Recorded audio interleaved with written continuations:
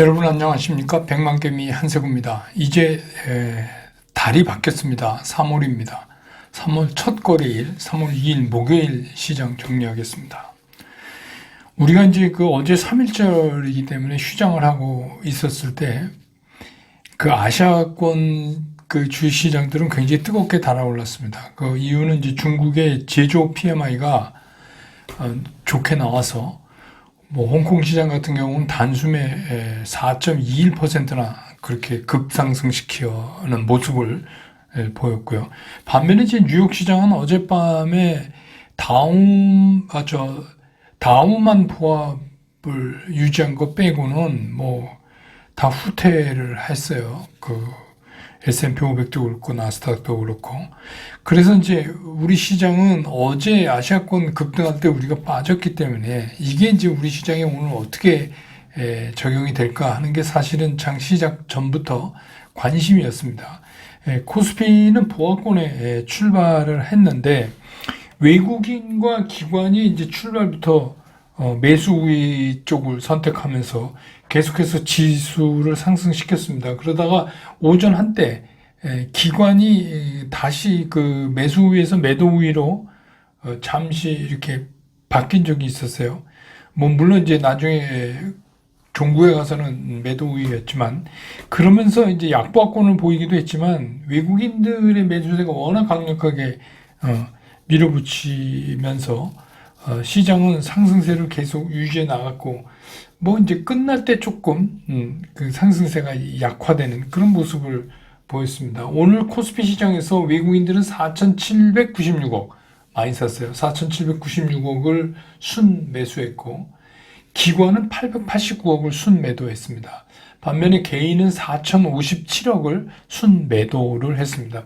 그래서 오늘 이제 코스피 지수는 2,427.85포인트, 지난 연휴 전보다 2월 말보다 0.62% 상승하면서 오늘 시장을 마감을 했고 코스닥은 좀 강보권에 출발을 해서 한때 이제 797까지 터치를 했어요. 지수로 말하면. 그래서 이제 또다시 이제 800에 도전을 했지만 결국은 이뤄내지 못했습니다.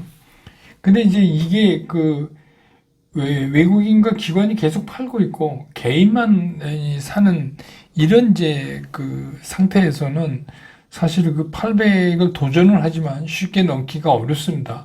여러분 아시겠지만 이제 최근에 코스닥 쪽에 개인들이 매수하면서 신용이 많이 걸리거든요. 예. 그래서 늘 말씀드린 신용은 궁극적으로 이게 매도 물량이기 때문에 그렇습니다. 그래서 오늘 코스닥 시장에서 외국인들은 641억을 순매도했고요.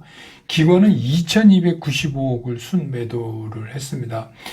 반면에 이제 개인은 3,282억을 순매수를 해서 오늘 이제 코스닥은 787.19포인트. 그래서 2월 말보다 0.56% 하락을 하면서 시장을 마감을 했습니다. 근데 기술적으로 보면 코스피는 5일 이동평균선은 회복을 했지만 10일은 지켜내지 못했어요. 그러면서 이제 윗꼬리를 달았거든요.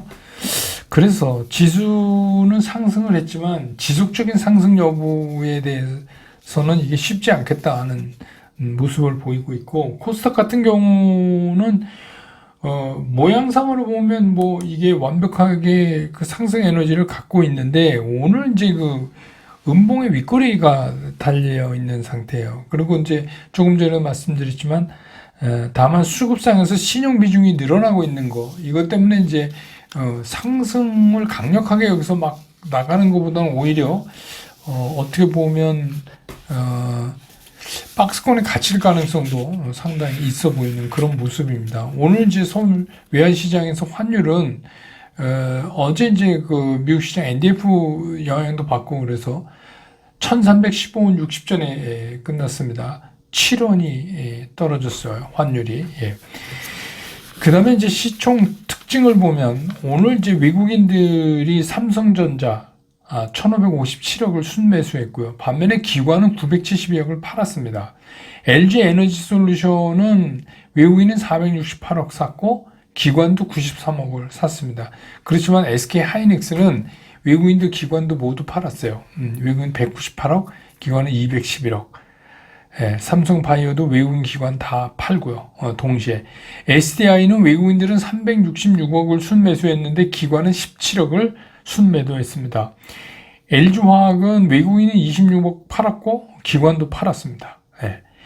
현대차하고 기아차가 외국인도 사고 기관도 사고, 외국인 156억, 기관은 57억, 또 기아는 외국인이 271억, 기관도 203억 이렇게 순매수를 보였고, 포스코홀딩스는 그 외국인들은 190억을 순매도했는데 기관은 117억을 순매수했습니다. 카카오는 외국인 기관 다 200억 이상 넘게 팔았습니다.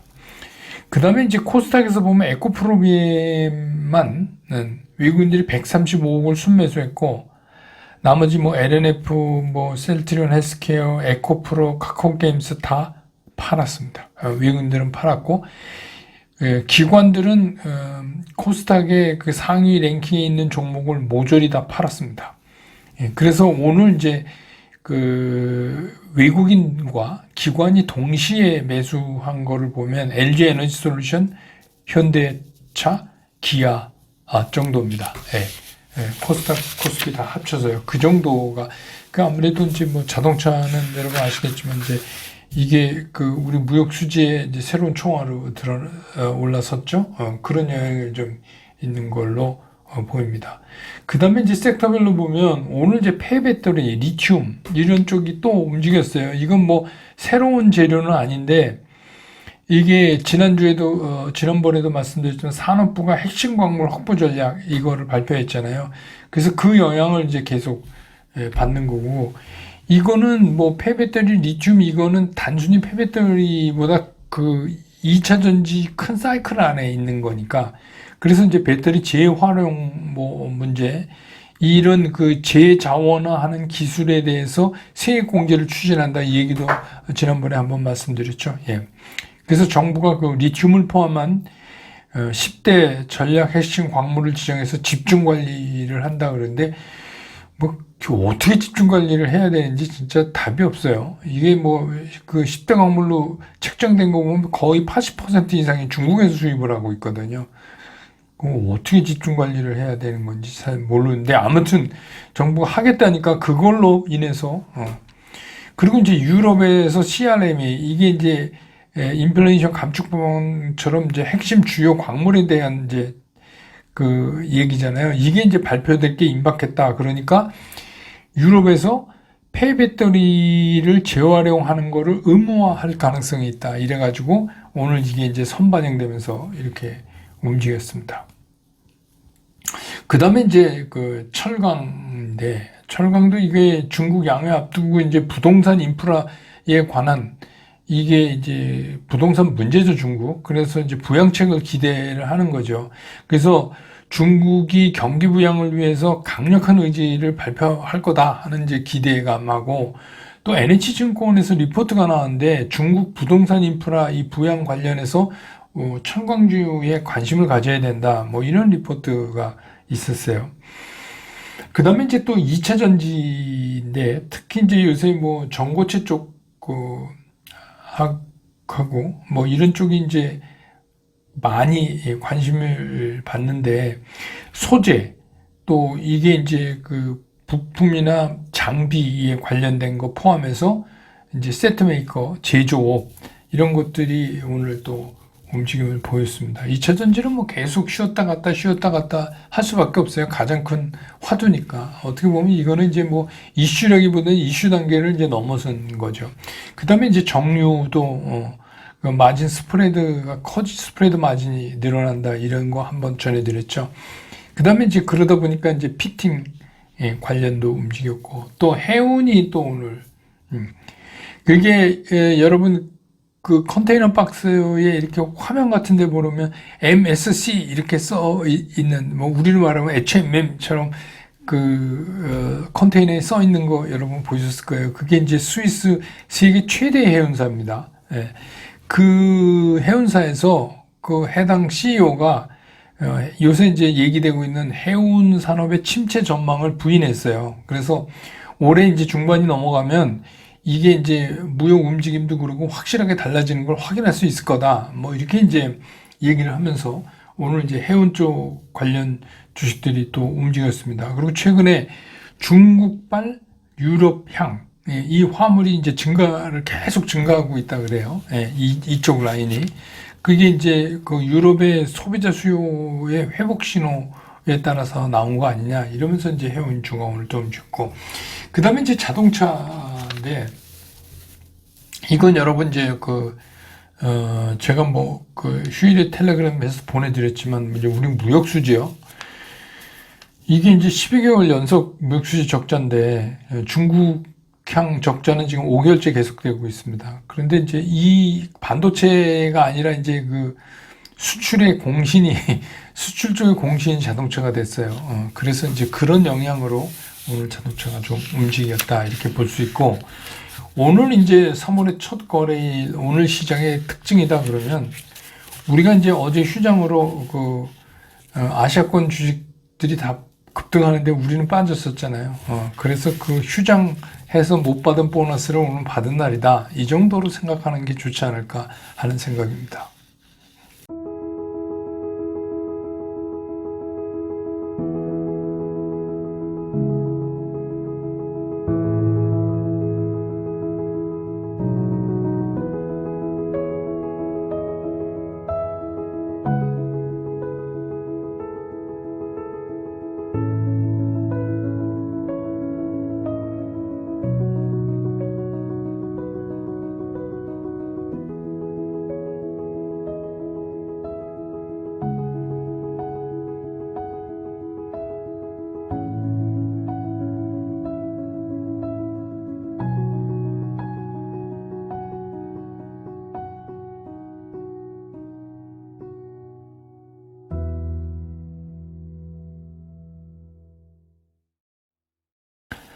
시장을 보면 우리 시장이 이제 어제 휴장 중에 중국의 제조 PMI 수치가 발표됐어요. 근데 52.6이에요. 그러니까 원래 이제 예측하기는 50.5 정도 예측했는데 그럼 엄청나게 많이 발표된 거죠. 그렇게 나오면서 굉장히 그 아시아권 시장을 흥분시켰어요. 특히 이제 홍콩 시장을.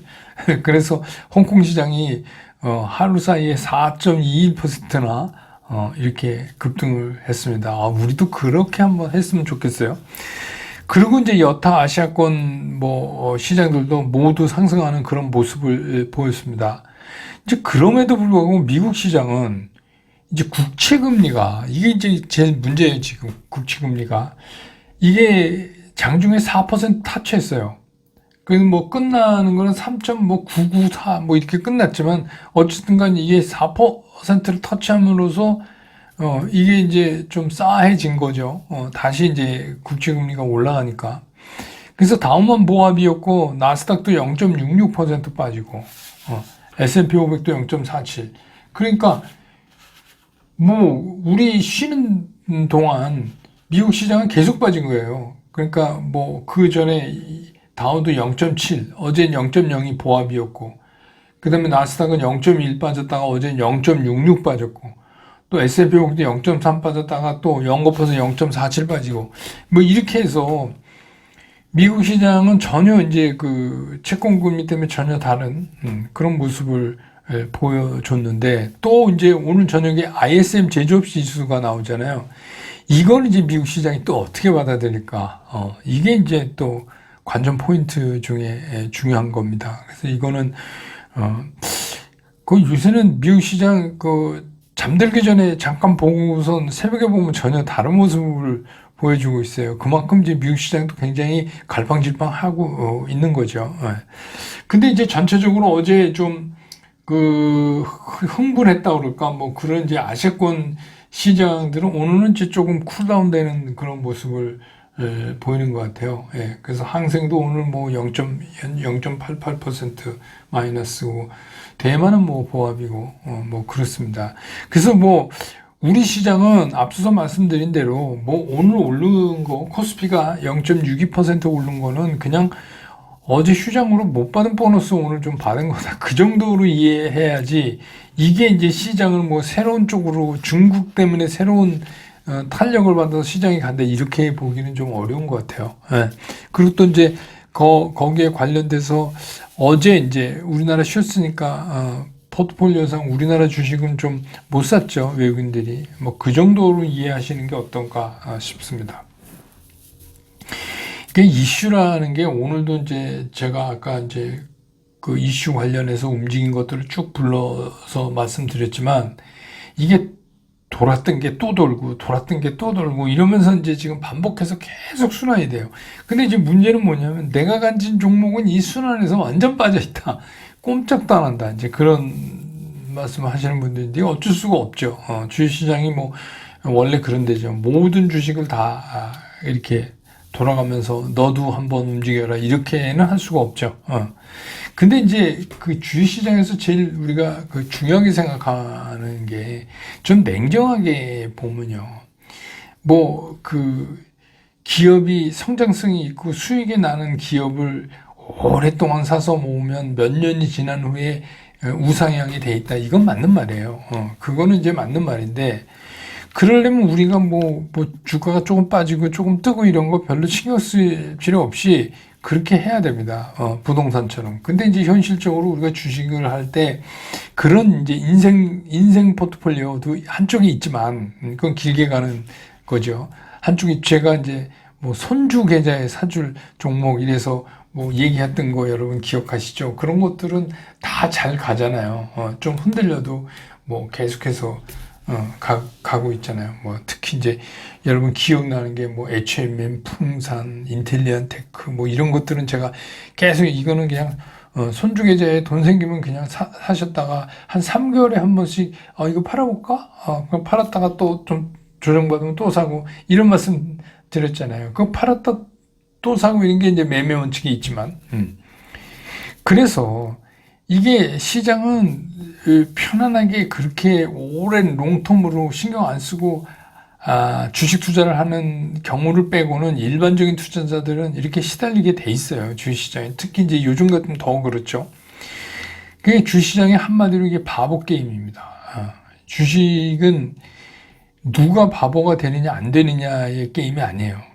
얼핏 보면 누가 바보가 되느냐 안 되느냐의 게임인 것 같지만 사실은 내가 마지막 바보만 안 되면 돼요. 그러니까 마지막 꼴등만 안 하는 게임입니다. 왜냐하면 마지막 꼴등을 안 하면 마지막 바보가 안 되면 그 마지막 바보한테 다 퍼넘기고 나올 수 있는 데가 주식시장이거든요.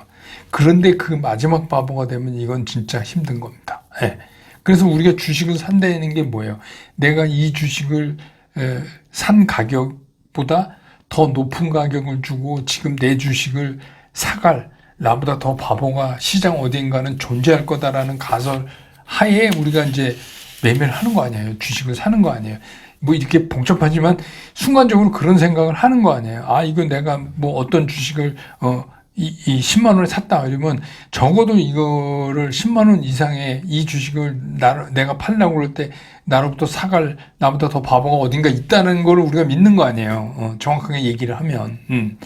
그런데 내 주식을 사줄 수 있는 사가는 그런 마지막 바보가 딱 한 사람만 있어도 이건 승리하는 게임이에요. 그러니까 내가 마지막 바보만 안 되면 되는 게 주식시장이에요. 그럼 주식시장에서 마지막 바보는 어떤 사람이 되는 거냐? 이게 이제 궁금하지. 이게 이랬다 저랬다 막 기준도 없고 일로 욱 갔다 일로 욱 갔다 이렇게 매매를 하면 이 마지막 바보가 될 확률이 상당히 높아요. 그러니까 기준이 없는 거예요. 그래서 물론 뭐 욕심과 미련을 컨트롤하라고 그러지만 이게 쉽지가 않은 거예요. 욕심과 미련을 컨트롤한다는 게 그거는 인간이기 때문에 어느 정도는 하지만 어디까지가 욕심이고 어디까지가 미련이고 이게 측정하기가 굉장히 어렵잖아요.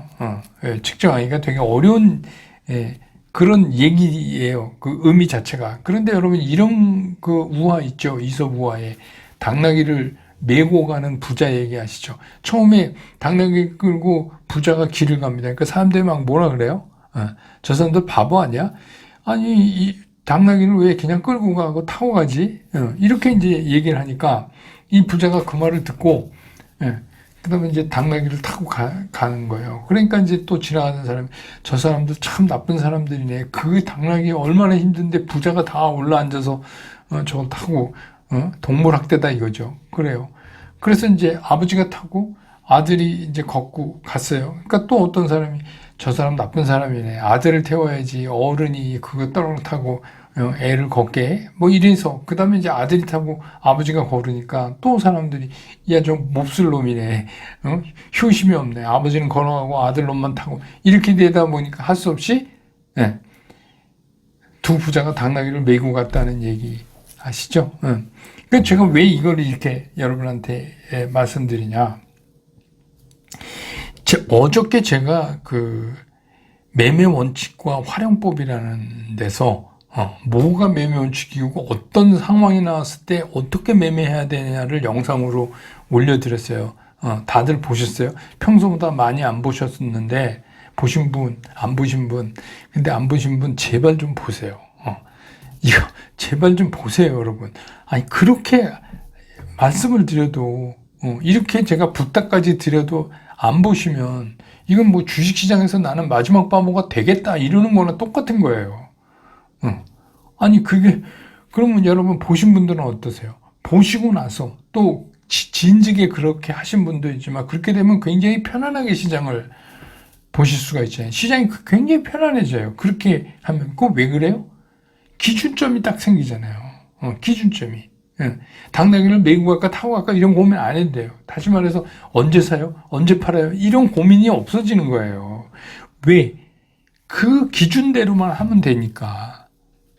그 기준대로만 하면 돼. 그게 이제 주식시장에서 마지막 바보가 안 되는 방법이에요. 우리가 욕심과 미련을 컨트롤한다고 하지만 이건 너무 추상적 개념 아니에요? 이거 어려워요. 세상에 욕심 먹고 미련 없는 사람이 어디 있겠어요? 근데 그거를 추상적인 개념을 컨트롤하기 위해서 우리가 어떤 개량화된 어떤 기준점을 정하는 거예요. 그래서 그 기준점대로 하는 게 어떻게 해요? 원칙 매매라는 거예요. 제가 이제 이름을 붙인 거지만, 그래서 주식시장에서 바보가 되면 그냥 바보만 되는 게 아니라 돈까지 잃어요. 이게 얼마나 비참해져요. 그렇게 되면. 그래서 제가 이렇게 알려드렸는데도, 이렇게 보시라고 얘기를 했는데도, 근데 굳이 여러분이 바보가 되시겠다면, 이건 뭐 거의 자살행위나 똑같은 거죠.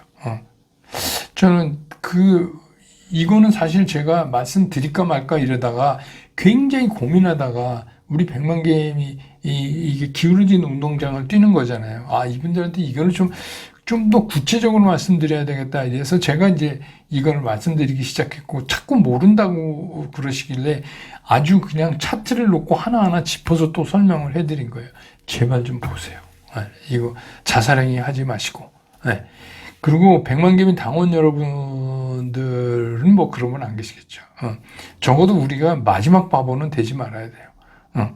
마지막 하나 전에 바보까지는 뭐 그럴 수 있다 그래도 마지막 바보가 안 되시려면 매매의 기준이 있어야 돼요. 자기 기준. 특히 이런 이제 이슈 순환이 되고 박스권 시장, 올해 같은 시장에서 변동성이 커지면 이건 정확히 지키셔야지 맞는 겁니다. 오늘 시황 정리 이렇게 하고 내일 또 금요일이네요. 중간에 이제 연휴가 하루 있으니까 휴일이 하루 있으니까 굉장히 더 빨리 가는 것 같은데 내일 장 끝나고 나서 저는 다시 여러분 곁으로 돌아오겠습니다. 여러분 고맙습니다.